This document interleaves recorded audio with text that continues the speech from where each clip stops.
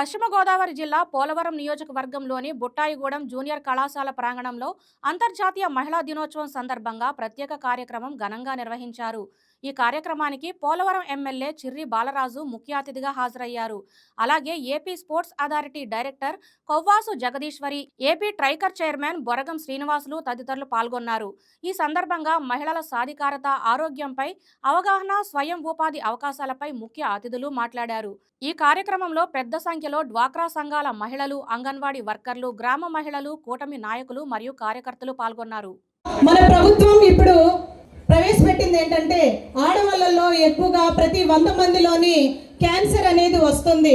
100 మందిలో ఒకరికి compulsory breast cancer పై అవగాహన కల్పిస్తూ ఉంది మన ప్రభుత్వం.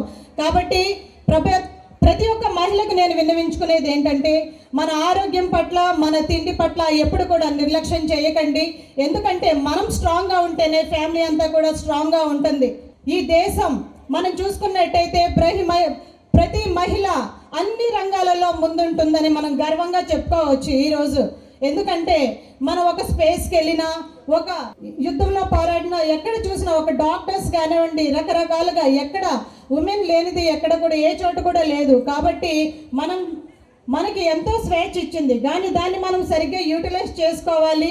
కాబట్టి ఇక్కడ వచ్చిన ప్రతి మహిళలకు నేను చెప్తున్నది ఒకటి, మన సమాజాన్ని మనం సృష్టించాం, అలాగే వాళ్ళని మనం తీర్చిదిద్దాలి.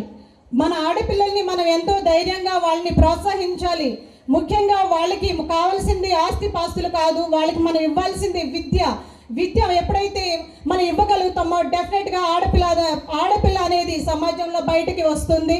అలాగే ప్రతి మహిళకి నేను కోరుకునేది ఎప్పుడు కూడా ఆడపిల్ల పుట్టిందని చెప్పేసి ఎప్పుడు కూడా మీరు భయపడకండి. ఎందుకంటే ఈ రోజుల్లో మనం చూసుకున్నట్టయితే ఎక్కువగా ఆడపిల్లలు మాత్రమే పేరెంట్స్ని చూసుకుంటున్నారు. డెఫినెట్గా ఆడవాళ్ళకి అందరు కూడా నా శిరస్సు వంచి నమస్కరిస్తున్నాను. ఎందుచేతంటే మనం ఆడపిల్లల్ని చాలా జాగ్రత్తగా పోషించాలి. అదేవిధంగా ఈ సమాజంలో మనం ధైర్యంగా వాళ్ళని పెంచాలి.